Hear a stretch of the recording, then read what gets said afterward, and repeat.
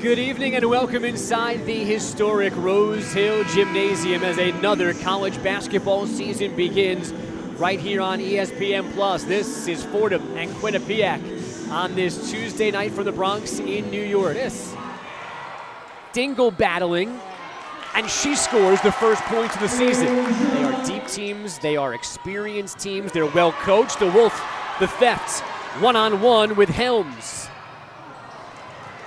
Downey, another Fordham offensive rebound. So DeWolf tries the three, and that's good. They're gonna catch it though. Dingle backdoor, and she's got that one. Nice feed from Downey. That's a great job there of Asiah Dingle cutting to the basket, and for Caitlin Downey, one of the best passing bigs in the A-10. Raven Douglas, the freshman, dribbles into traffic, and there's Dingle. The steal, the takeoff, they're not gonna catch her. It's an easy two for Asiah Dingle. Dingle, we can hear her right down below us, loud, calling out the defensive changes. Second straight steal. DeWolf behind the back for two. Now it's Downey's turn. Pryor on the offensive glass again.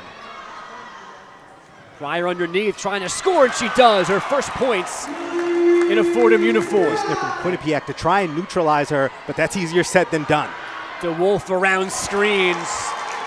Pretty little baseline jumper, and again, Fordham leads by 5. Here in the second quarter. 13 unanswered until Jeremiah finally splashes the three.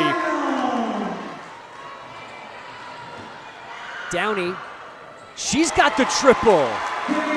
Trading baskets down the stretch here in the second quarter.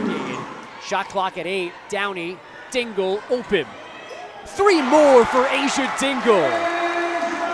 11 months later, it was Quinnipiac by 8. Now Fordham in front by 8 as Dingle drives and finishes. 21 for her in her Fordham debut. Entry pass for Morris. Dingle to thievery. Splits 2. And 1.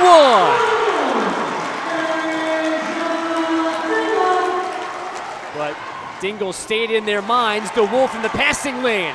Ahead for Dingle. Again. 26 for Dingle. 10-point lead for Fordham. Beat them. Dingle's done that so far. Beautifully done. Jeremiah to Pryor. Nyborg was open for a second. It's DeWolf instead. It's a 3. It's an 8-point Fordham lead again, and it's a Quinnipiac timeout. Now trying to get back to the finish line. Downey, that's a big 3.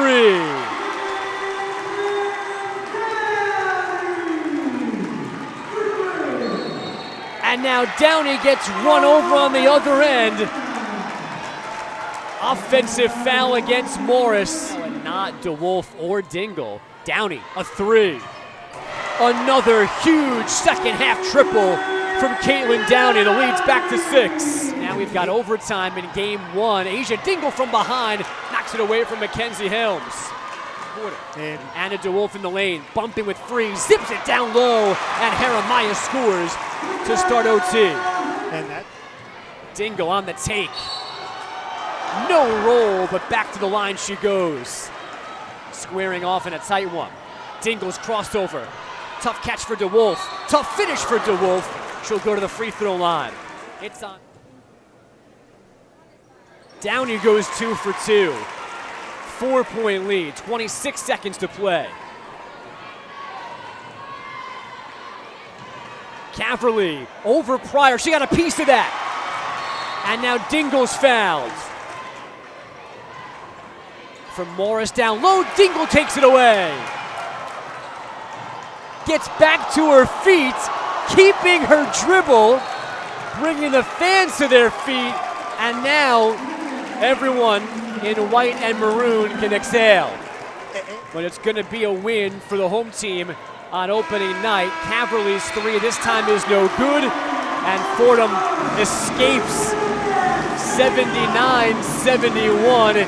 In overtime. They went back and forth in regulation, almost won in the fourth quarter, but Rose Caverly drilled the 3 with 2 seconds left, and the Rams finally put the Bobcats away in overtime. We knew this one would be good and entertaining and a battle, and it was all those things. The post game with head coach Stephanie Gately, starting the season off in a big, thrilling way.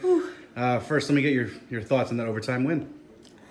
Hey, a win's a win. I was super proud of the kids. I mean, we had to win that game twice. I thought we had it won in regulation, and then slipped away.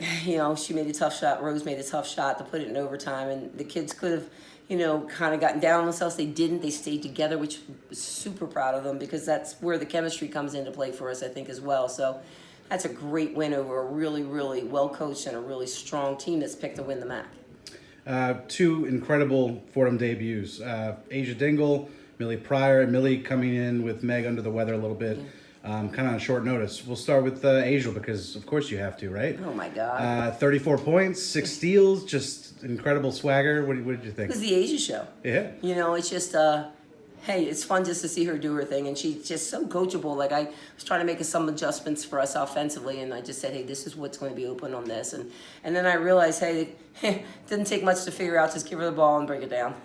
Just let her break them down. So I'm just so proud of the kids, because first games are always tough. Everybody's nervous. Then it's a doubleheader. Then all of a sudden it's like you feel like you're putting that game away, and then they tie it. And then you're like, okay, I got to win this game twice. And so to pull that game out against a really good Quinnipiac team with the short notice of the rotation with Meg was really, really a statement that the kids made. I'm super proud of them. Speaking of, what was Millie's mentality like? I mean, she probably found out on short notice, but she knew probably she was going to get minutes. Oh, yeah, absolutely. I mean, it would have been Miranda or Millie. I just felt defensively like Millie's a stronger defender, and she can defend more of a perimeter than Miranda can. Miranda's more of a post defender, so I just felt the matchups were better suited with Millie in the lineup. And then Millie with 9 offensive rebounds was, again, to have a double-figure rebounds in her first game says a lot.